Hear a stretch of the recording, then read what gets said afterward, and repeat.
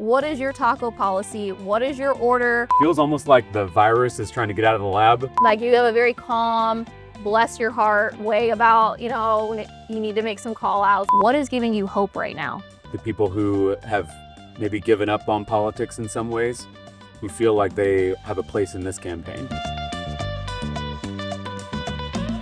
Welcome to Taco Policy, where people, politics, and power collide, Texas style. I'm Kat Vargas, the creator behind Pouty Politics, and every week I'll travel across the state to sit down over tacos with elected officials, organizers, and everyday Texans making change in their communities. Together we'll get into recent news, the fights shaping Texas, and what you can do to make a difference. Today we are down in the valley in McAllen at the historic El Pocito. They have been making homemade tortillas for over 100 years, and we're going to be joined by a very special guest, State Representative James Talarico, who is running for U.S. Senate.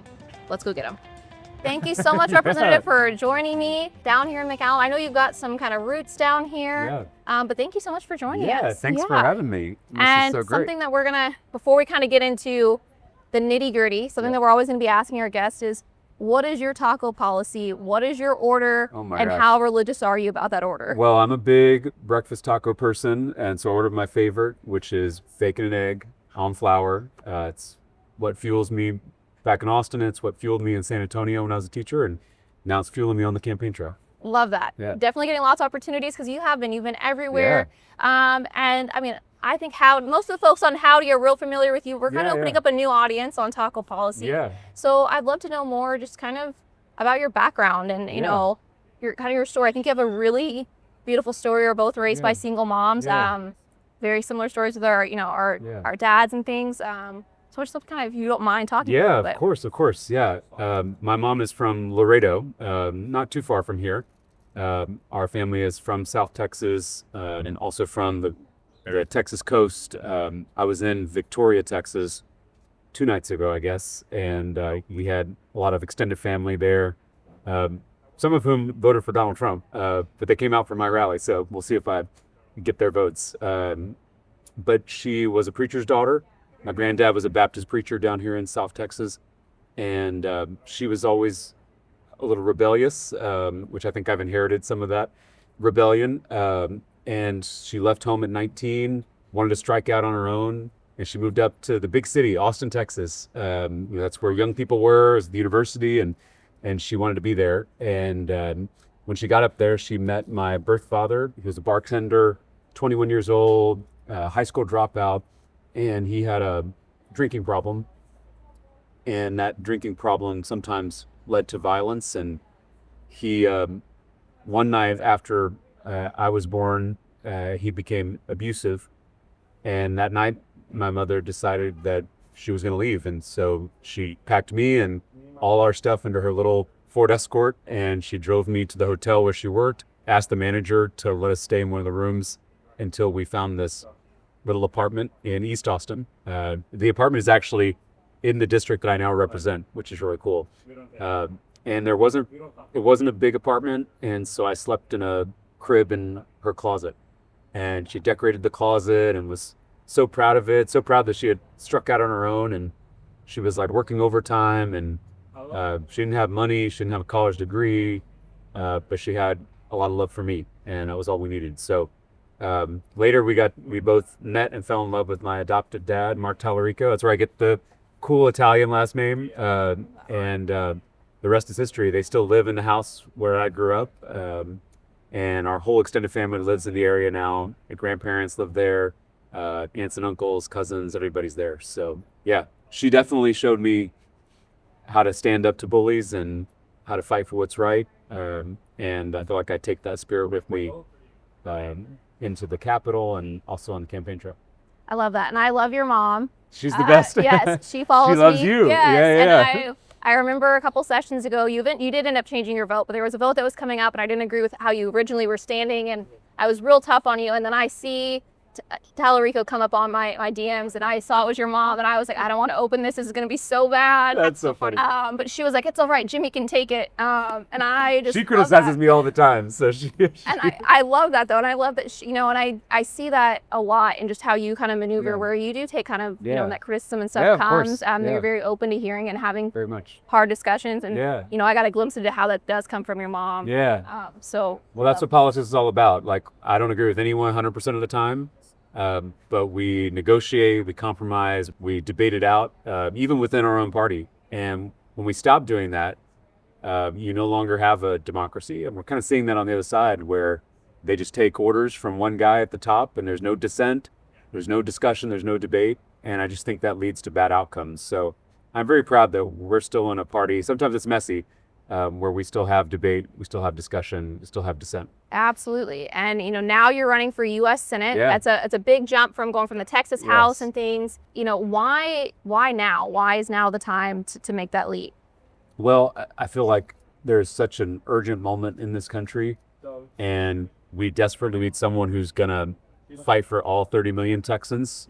Right now, we have a lot of politicians like John Cornyn, like Kim Paxton, who are far more interested in serving their billionaire mega donors than serving the people of this state. And so I wanted to throw my hat in the ring. I know I'm the underdog, both in the primary and in the general, but I like being the underdog. That's how I ran my first campaign for the state house. I was running in a district that no one thought was winnable. People thought flipping that Trump district was impossible.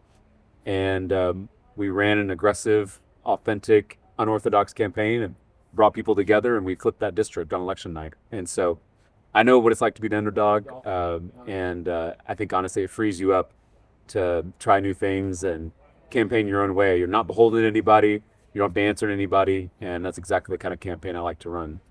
So I hope if I'm elected, I can take some of the fights I've been waging at the state capitol against corruption, against those mega donors, the fight for lowering costs on healthcare, on housing, on childcare. I can take all that to the U.S. Capitol if I'm elected to this position. And that was in 2018 when you ran for State House for the first time. So it was a Trump midterm. We're at a Trump midterm again. Yep. He was deeply unpopular then. He's even more unpopular now. And we're really seeing that Republicans realize how unpopular he is. We just got through the redistricting scam that we had with our maps being redrawn. Of course, that's going to play out in court. But when you're taking away millions of people's health care, when you're, bowing down to billionaires and giving them, cuts and things and not working for the working class, it's not popular. Right. And we're seeing it even, in our education system in Texas. And so we saw this map, you broke quorum, you were fighting that. What do you think, though, that says about, is this 2018 yet, or is this even more a chance for us to really pull through and get some wins here in Texas? I started this campaign by saying that I don't see politics as left versus right anymore. I see it as top versus bottom for the exact reasons you just said. All of us have so much more in common than we realize. And we have a lot more in common than the platforms and the cable news networks and the algorithms want us to think. I mean, everywhere I go, I've been in blue areas, I've been in red areas, urban areas, rural areas, and everybody is concerned about the cost of living. Everybody's concerned about their health care. Everybody's concerned about their public schools. And that's a lot of common ground, right? And so I just see how we're all pitted against each other, from the people at the very top who have a vested interest in keeping us all divided, who have a vested interest in all of us kind of fighting horizontally instead of fighting vertically. And so I want this campaign to really bring people together across all these divisions, party, race, gender, religion, so that we can take power back for ourselves, our communities, our families. And I think this campaign can be a catalyst for that kind of unity and hopefully that kind of transformation. You talk a lot on the campaign trail about, the billionaires being, the only minority that is, destroying our country. And in Texas, we have Wilkes and Downer are the two, big ones that we talk a lot. You fought them a lot on vouchers, and they were known to even, sit up in the gallery to watch to make sure people were voting the way and staying in line. They were willing to go after their own party, and really have this ideal for, a Christian nationalist, not just Texas, but the U.S. A lot of their money also goes outside of our state. And I don't think people realize that. And increasingly national. Yes. That it feels almost like the virus is trying to get out of the lab. They've done so much harm in our state. You and I have seen it at the state capitol. I've been fighting back against them in the trenches in the state house. And now they are taking that extremism and that corruption, and they're trying to take it national. And they're going to try to buy this U.S. Senate seat. And I feel such an urgency to stop them. And I feel like I was their chief critic in the state house.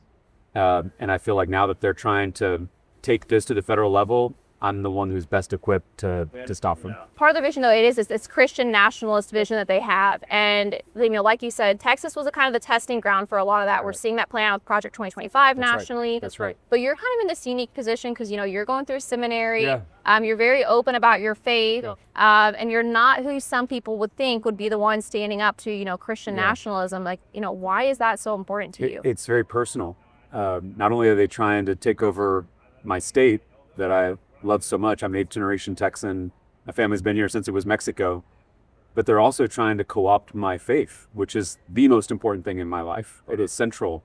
It's why I'm in public service, first as a classroom teacher, now as an elected official.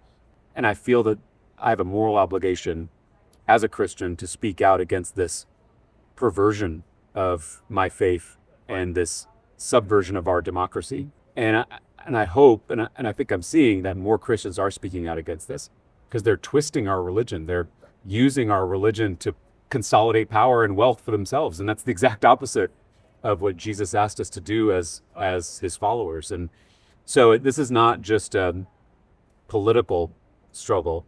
This is really a spiritual struggle in a lot of ways. And those things are very intertwined for me. I mentioned my granddad was a Baptist preacher here in South Texas. And he told me that Jesus gave us 2 commandments, love God and love neighbor. Pretty simple, not easy, right? I mean, anybody who's seen the politics over the last decade know it's not easy to love our neighbors, especially when our neighbors disagree with us, especially when our neighbors are so different from us. But that means that our faith has to be public in a way. Jesus didn't say love your family members or love your close friends. He said love your neighbors. And that means that it's out in the world. And so I really do see this, there's a spiritual dimension to politics that I think we neglect at our own peril. And I want this campaign to speak to that spiritual dimension. Yeah, and I just think it's interesting, because I was listening to, Pod Save yesterday, and they were talking about how as Democrats, a lot of times we've really shifted away from a lot of the moral arguments, as a party. And we really tiptoe around and we're real scared to talk about it because no one wants to seem as if they're pushing their faith on someone. And I think you strike that balance really well of saying, like, this is my faith, and it demands that I also protect your faith or your right to not have faith. And I think that's why, it resonates so well with people, and it's not a pushy thing. It's just, this is part of my value system. That's right. And I very much see all these beautiful religious traditions as different languages. Here at this taqueria, the folks here are speaking Spanish. We're talking about the same thing, right? I ordered the same taco I order everywhere, but we were communicating in a different language. I very much see that. That's how I see these different traditions. We may use different words, different symbols, but we are all essentially talking about the same mystery at the heart of the universe and the same love that's at the heart of the universe. And so to get, caught up in the different words and the different symbols, you're missing the point. That makes it very easy for me to connect with people who are in different faith traditions, Judaism and Islam and Buddhism and Sikhism and even people who aren't religious, agnostics and atheists and ethical humanists, right? All these traditions, whether they're theistic or not, are all really talking about how we treat one another. There is not a faith tradition that says when your neighbor gets sick, you should try to make as much money off of them as possible. No tradition says that. And so there's a lot of consensus, moral consensus about how to treat each other, how to treat the natural world. And that consensus is a threat to the people that are in power right now. And it's why I think they try to pretend like we're all so different when really we're all much more the same than we are different. And so, yes, I try to have conversations across these traditions. I try to stick up for my atheist friends and my agnostic friends and my Jewish and Muslim and Buddhist friends, because that's what I'm called to do as a Christian. If you ever open the New Testament, you'll see that a lot of the heroes in Jesus' stories are the outsiders, the outcasts, the people who are different. And oftentimes it's the people who come from a different religious tradition. If the Good Samaritan is probably the most famous story that Jesus tells. And nowadays, we're 2,000 years later, so we just think Good Samaritan is someone who helps someone on the side of the road. But a Samaritan at that time was a different religious group. And so the hero of the story was the heretic, right? That salvation comes from the heretic. To me, that's such an important reminder that our neighbor love has to transcend these religious boundaries. And it's what I try to do as a seminarian and as an elected official. And I think too, like, as I've watched you in office over the last, 7 years now, you have a style, you're known to reach across the aisle. I don't want to say you're not confrontational, but you're like, you have a very calm, bless your heart way about, when you need to make some call outs and things. How do you kind of wrestle with your demeanor and your faith and how you conduct yourself with how politics has turned now? I try as much as I can to call people in, right? It's almost like, if you go out drinking with friends on the weekend, maybe a friend's had too much to drink and he like grabs his keys to go drive home. And like, if you're a good friend, you got to take those keys away. And that may seem aggressive, but really it's done out of love. If I consider Republicans on the other side of the aisle my friends, I owe it to them to stop them when they're trying to hurt other people and when they're trying to corrupt our democracy. And so I used in my campaign launch video the story of Jesus overturning the tables in the temple. Because, we oftentimes think of Jesus as like this really nice, kind, gentle person, which he was. But when it came time to stand up to the powerful people who were hurting our neighbors, he was there with an act of civil disobedience, flipping over these tables in the seat of power. And so to me, that's a model for how love is not passive. It's not neutral. Love is sometimes aggressive. Love is the strongest force in the universe. My mom showed me that. She didn't just take it from a bully. She stood up to him and walked out. And so love is very courageous. There is a temptation to think that love is just kind of get along, don't ruffle feathers, be polite. In my experience, in my life, in my faith, that's not what love is. And if I want to run a campaign based on love, it's going to sometimes be aggressive and confrontational because that's what love demands. I love that, and it really is a lot of fun to watch. Like, I'm one of the nerds that like is watching like the ledge feed all the time, and so it's always nice because sometimes it gets a little monotonous, and then like I'll hear your voice and like, all right, like something's coming.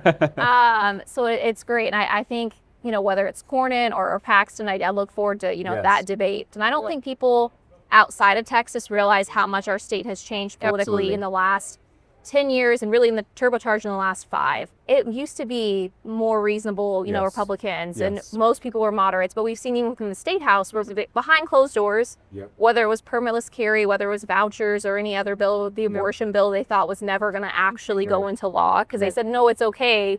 We have Roe. But they said, if I don't vote for this, someone worse will replace me. And we're seeing that now with Cornyn, where in 2020, when he was running, he tried to distance himself from Trump. And he was like, I have my views, the president has his. And then we saw, to his credit, he voted for the Bipartisan Safer Communities Act in 2022 after Uvalde. Now he's kind of even walked back from that. Seeing that shift that we've had, do you think Texas can still be ready for a Democrat to win a statewide office? I think people are waking up to the fact that one party rule, regardless of what party it is, that one party rule always leads to extremism and to corruption. Because power corrupts. And when there's no check on that power, when there's no competition, then people start to feel very comfortable in the powerful positions they have. I think that neither Ken Paxton nor John Cornyn deserve the honor of representing this great state in our nation's capital. Obviously, Ken Paxton's crimes are well known.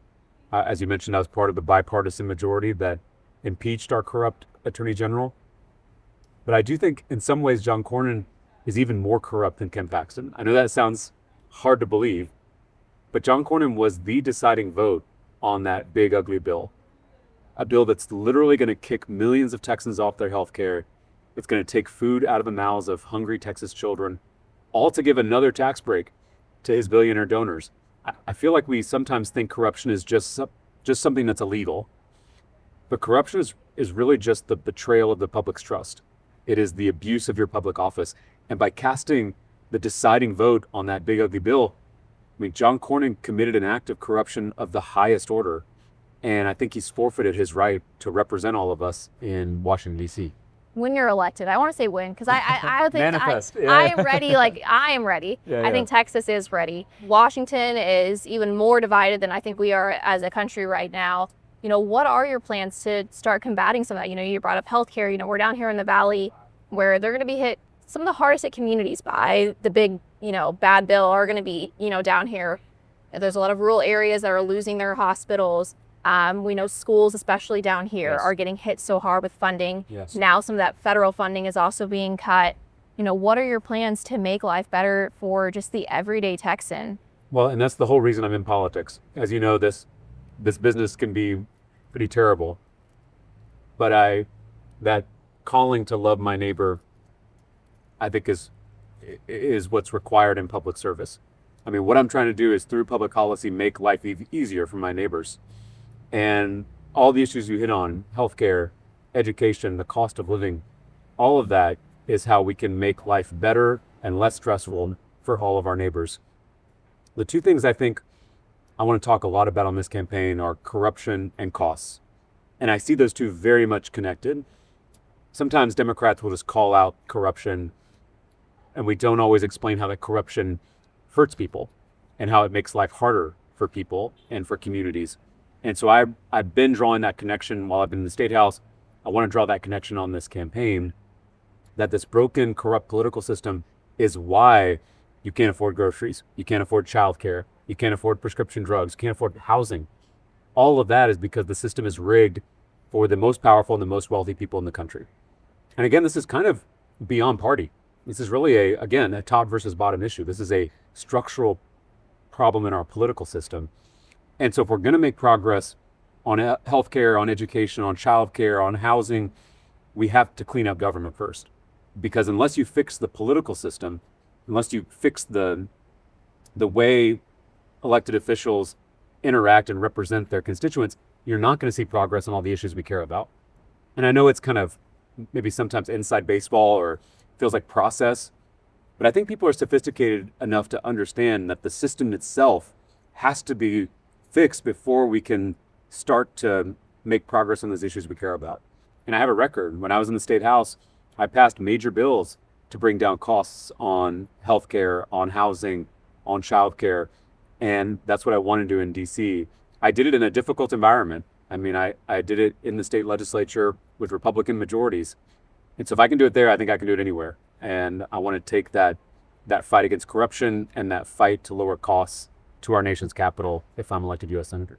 I'm talking like childcare specifically because I've got one left. Yeah. in preschool. Yeah. And when our middle child started kindergarten, it was like we got a huge raise. Yeah. Because before, when we had two, it was more than our mortgage to have our kids. Wow. And Yep. I work, my husband works. Having them home it's not an option, and it's not an option for most families. We see so much of the right, and especially with this push of these trad wives telling us to all stay home, and I'm like, one, a lot of people don't have that option. I did stay home for a little while, and I was terrible at it. I love to cook and do things like that. Yeah, I don't yeah. love keeping up with the house. Yeah. I also I'm someone who has to be out, doing Yeah. things. I am very active in my community. Yeah. Obviously, started Howdy and things. And it wasn't for me. It was not good for my mental health. And Sure. that, even if you take COVID out of it. Yeah. But with all that, having to put the kids, when I did go back into work, Yeah. putting them in childcare, it's more than our mortgage. I get DMs about that all the time Yeah. online that are like, I can't get ahead, or I can't donate to a campaign because I've got to pay this or I know. whatever. What are your plans specifically for childcare, and how do we bring that cost down? Yeah, you're absolutely right about this. Childcare is now more expensive than college in the state of Texas. And I don't think people realize that unless you have young kids, unless you have someone in your family who has young kids, it's kind of a hidden crisis that I think a lot of people haven't woken up to. I care about this issue for a few reasons. One, I have a baby niece who's 2.5, and my younger sister, her mom, and my brother-in-law have been talking to me about the cost of childcare even before she was born, because they're middle-class people and they were worried, were they going to be able to afford to have a kid? There's all this talk about young people not having kids at the same rate they used to. I don't think we consider that cost is a huge part of that. If you can't afford it, then of course you can't have a kid, even if you really want to start a family. But the other reason I really care about this is because as an educator, I really don't believe in silver bullets when it comes to education policy. But the closest thing we have to a silver bullet is high quality, affordable, accessible early childhood education. Because I think there's some people who still think of it as babysitting. This is the most critical part in a child's brain development from 0 to 3 years old. Those first 1,000 days in a child's life are the most important when it comes to their language development, their social skills, all of that. There are like 1,000 neural connections being formed every second in a child's brain during that period. And so if we're not there as a community, if we're not empowering families to be their child's best first teacher, then those kids are set up to fail by the time they get to kindergarten, especially kids who grew up in poverty. And so not only is this a workforce issue, an economic issue, a family issue, it's also an education issue. And so if we can figure this out, if we can lower costs and raise quality, it could be a game changer. And we're going to save so much money on the back end, right? If you don't have to pay for remediation, criminal justice costs, government assistance, if you can ensure on the front end, when it's cheaper, honestly, that kids have the best head start in life and that they're set up for success, and they're set up to be contributing, prosperous members of our community, we're gonna make money on this deal. And so I've been pushing this since I got into the legislature, and I've passed 2 huge bills here in Texas. One is a bill to raise quality. We have a lot of childcare providers who get public money for the work they do, which is great, but they're not part of our state's quality improvement program. So I passed a bill that creates a pathway for all of those publicly subsidized providers to get into, it's called Texas Rising Star. And it puts them on a path to improve student staff ratios, improve curriculum, improve nutrition. And so with that one bill, which early childhood advocates had been working on it for years, I was able to push it through, which was not easy. I was on the floor having to whip votes all the way up until the vote happened. But when we passed that bill, it is probably the single biggest action that we could take to improve quality. And in the next session, I passed a bill that will allow childcare providers all over the state to get property tax relief, because so many of them are about to close. Childcare workers, they earn poverty level wages. Again, these are the most important professionals in our communities doing the most important work, and they can barely afford to support their own families. They can barely afford to make ends meet. So now local governments, cities and counties are able to provide that property tax relief to keep those centers open. And then those childcare providers are passing those savings along to their workers and to their families to bring down costs. So those are 2 examples of things I've already done that we can build on at the federal level. There's so much we can do at the federal level to guarantee quality childcare for every single family in this country. And I cannot wait to get into that fight at our nation's capital. And, we talked a little bit about, the corruption of Ken Paxton and things. And in a lot of ways, you would just be moving to a different version of Ken Paxton. We had Holman was caught on video taking $50,000 out of a brown paper bag that someone handed him. And they're like, no, it's okay, nothing to see here. We've seen such an attack in the last several weeks on the First Amendment. Yeah. Here in Texas, we've seen teachers be doxxed, be placed on leave. And, after the Charlie Kirk shooting, and there's a narrative that's being pushed on the right that it's teachers are celebrating. And a lot of these, when you actually look at what was said, right, it was just them presenting, in some cases, just quoting him. And that was it. And now they've been doxxed. And we've been told, no, you have to grieve this person.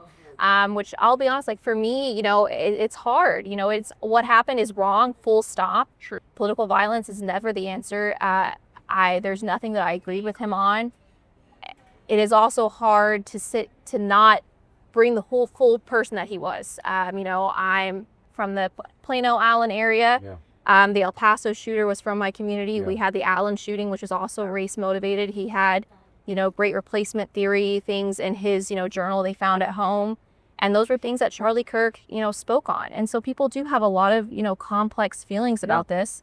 And I think with Jimmy Kimmel, we saw it, the biggest, where it was, again, not celebrating. He actually made a completely separate comment. They just didn't like that he wasn't mourning in the way they wanted him to. And he was temporarily pulled off air. Yeah. Luckily, as people, our voices were loud, and this is one that we won. But, going into that, knowing that you're going into an even more corrupt, space where there's attacks on First Amendments, where teachers, especially, and you're a former educator, are under attack, are you ready for kind of just to, go into that beast? Well, I feel like I've been forged in the fire of the Texas legislature. There's probably no better place to learn how to fight than the trenches of the Texas House. And so I feel like I've had the best training to be able to fight for the people of this state in a corrupt system in Washington, D.C. And I just met with teachers a couple hours ago here in McAllen who talk about the exact same thing, that they feel they can no longer speak their mind. They feel like they can't express themselves, even on their own time, without the government coming in to try to cancel them. Again, the Republican Party ran in the last election against cancel culture. They ran on the freedom of speech. And I happen to agree with them on both of those things, but then for them to turn around and start using the government to censor people, to take a late night comedian off the air, it has a chilling effect. Even if you're not censored, you now think twice before speaking your mind. And the beauty of the freedom of speech and the First Amendment is that it allows for dissent. It allows for discussion and debate. And that makes us all better, especially in public education. We've got so much work to do to improve our public schools, to serve all students. And if you don't have educators able to speak their mind and raise red flags, then you're doing a disservice to kids. And therefore you're doing a disservice to all of us. So I'm against cancel culture, whether it comes from the left or the right. But I will say that I think this is the scariest kind of cancel culture because it's coming from the top, right? It is the most powerful people and the most wealthy people, because we should remember Jimmy Kimmel was canceled by corporate media executives who were trying to curry favor with corrupt politicians. So it was this conspiracy between the wealthiest and the most powerful to censor and silence someone who they disagreed with. And it's really not partisan, because if they come for any of us, they come for all of us. A threat to any of our First Amendment rights is a threat to all of our First Amendment rights. So we've all got to cherish those freedoms in our First Amendment and our whole Bill of Rights if we hope to continue this American experiment going forward. I hope Texans realize how much, your win would mean for being able to, one, hold that corruption accountable, Yes, to curb a lot of, what Trump's doing, because very likely if you were to win this seat, you're going to actually pull in some congressional wins for us as well in Texas. We saw that in 2018, with Beto's campaign, that he pulled up, down ballot candidates as well. You were one of them. So again, we would likely see that kind of same wave and start to see some of those checks. We can see, for Homeland, we could actually see an investigation, in the House. Right now, where the Senate is the holdup on so many things. Flipping a seat in Texas would really change, the game there, and really allow us to start fighting back in a very different way. Well, no, I want to say it's a two-way relationship, because the top of the ticket certainly helps other candidates who are running for local offices, but those candidates running at the local level also help the top of the ticket, because, I know what it was like to run in a difficult district that no one thought was winnable. I did it by knocking on every single door, personally asking for people's vote, registering folks to vote, mobilizing them, turning them out. I'm not going to be able to do that at the top of the ticket. I can't knock on every door in Texas as much as I would love to. So I'm going to need a team. I'm going to need a full ticket that's out there reaching every single person at their doorstep, over the phone, on their text messages. That's going to be how we win this thing. In a democracy, politics is a team sport. And sometimes, there are candidates, especially when you're at the top of the ticket, who forget that. And we have to remember that we're doing this as a group, as a team, because that support and that benefit runs both ways, from the top to the bottom of the ticket and from the bottom to the top of the ticket. And yes, if we break through, if we win a U.S. Senate seat here in Texas, if we win more state house seats here in Texas, if we win more congressional seats here in Texas, it will not only change the politics of this state, which desperately needs change. We have a broken, corrupt political system here in Texas, and all 30 million Texans, whether you're a Democrat or Republican, we need a better politics in Texas. But it will also change the politics of this country. I mean, Texas has such an influence on our nation's politics, and if we're able to make progress here, I can't tell you what an impact that will make on the entire country.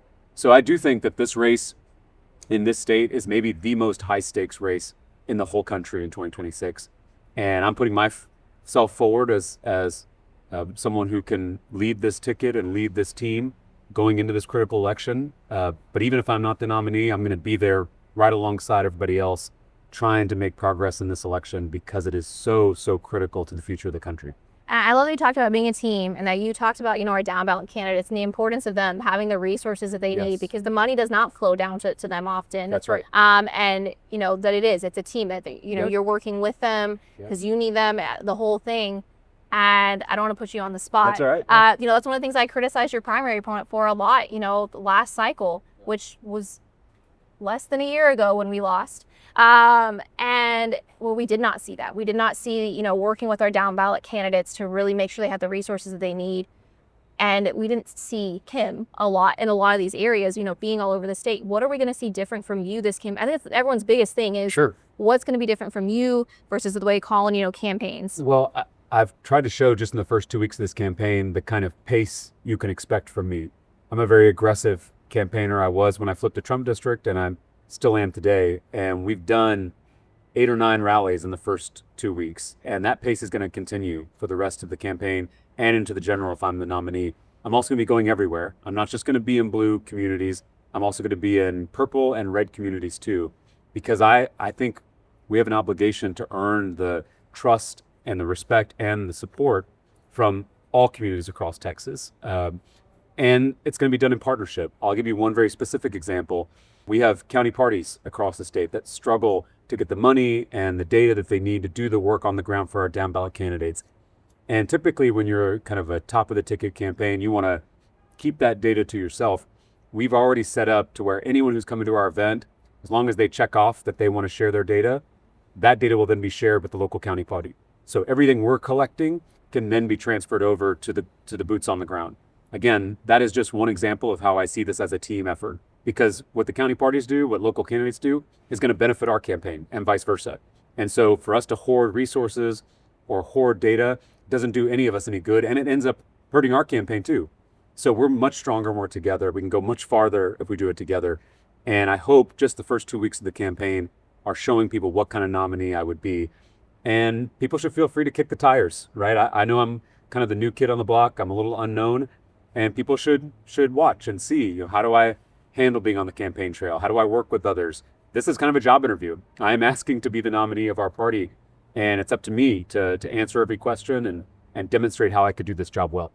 I love that. I love how it's one of those in the weeds conversations that I'm going to remember this to go over with your team more, because I love that about the data share, because it's so important. Especially we've got to clean up our data that we have here in Texas to make sure that we're reaching the right doors and all the things. And I'll add, Kat, what's so exciting about these rallies that we've been hosting is the number of young people that are showing up. They often tell me they didn't hear about me from the typical Democratic bubbles like MSNBC or New York Times. They hear about me on TikTok, Instagram, Joe Rogan show. And so they're not necessarily Democrats. Some of them are even right-leaning, but they want to change the politics of this state and they want to join us. And I'm having a ton of people show up who say it's their first event ever. First time they've ever come to a rally, first time they've ever donated to a candidate. And so again, those people are folks that we're bringing into the party. And it's why I want to make sure we're sharing that with everybody so that, again, we can be stronger as a team. I love that you brought up social media, because you have such a strong presence. You're a millennial like I am. Your understanding of how algorithms work and that there's good and bad of it, but that you can reach a lot of people. It's one of the most cost-efficient ways for us to reach voters, especially in a state like Texas. Absolutely. What are some of your plans as far as reaching some of these demographics, whether it's through social media or other ways, to make sure that you are getting into people's algorithms? Well, social media is one tool in the toolbox. It's something I think we excel at as a team. And I think it's because I'm a native speaker, right? I had a MySpace when I was in high school, and I grew up with these platforms. Yeah, I know. Sad we don't have MySpace anymore. Your top 8. I know. Yeah. The music. Maybe one day we'll go and do your top 8 in the lunch. There you go. Right. And that's where people are. I think we have to start dropping the social modifier, because it is increasingly the media. I mean, this is where traditional outlets are getting their information, is on social media. And so if we're not there where people are, we're not on TikTok and Instagram, if we're not speaking directly, then they're not going to hear about my values and my vision for this state and for them and their communities. And so I always want to be speaking directly to people.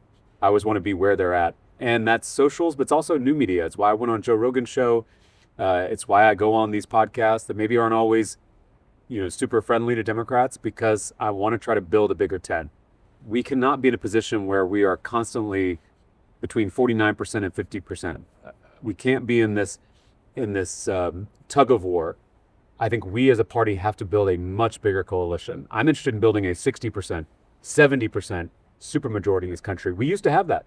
In the New Deal era, we had that. In the Great Society era, the last time we had a Texas Democrat leading our country, we had a supermajority of working people who didn't agree on everything. We're not all going to agree on everything, but we agree on the important stuff: schools, education, jobs, safety. I mean, these are the things that all of us can get behind. And that's the kind of coalition I want to build, because that's the kind of coalition that can transform this country. And as we're kind of wrapping up, I do want to ask, because it's very easy right now to get stuck doom scrolling. I mean, I'm someone that I spend so much time on my phone where I feel like I can't avoid it. And it feels heavy right now. And especially in the last few weeks, it's felt like one of the darkest times that I remember, you know, in our country and especially in our state. What is giving you hope right now? Honestly, it's the people showing up to these events. The people who have maybe given up on politics in some ways, who feel like they have a place in this campaign. And that just fires me up every time I meet those folks. And going across this beautiful state, we're so lucky to live here. We're so lucky to live in a state that has literally everything you could want, right? I was in the Piney Woods, then I was on the coast, now I'm here in the Valley, and we go into West Texas and the Panhandle, in the Hill Country, the big cities, small towns. I mean, it is the perfect state that I get to travel around and meet the wonderful people who live here. And I learn so much, and I get to go to cool new places like this taqueria that I've never been to before. And all of that. We're in a carport. We are, yeah.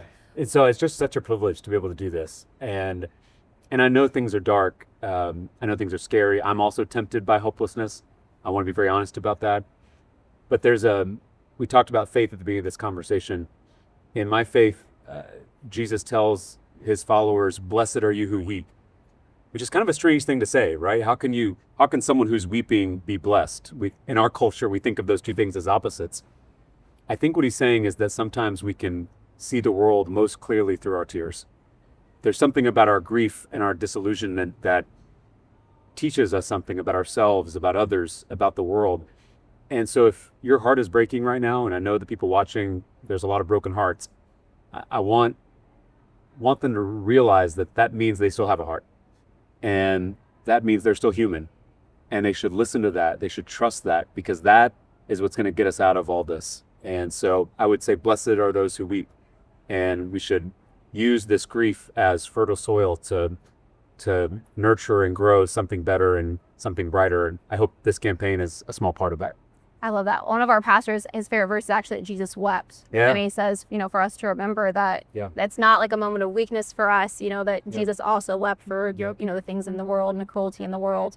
But we do want people to stay active and not to stay in that. And so if people want to get involved with your campaign, what's the best way they can do that? Well, they can go to our website, jamestallarico.com. They can find us on TikTok, on Instagram, Twitter, Threads, Facebook.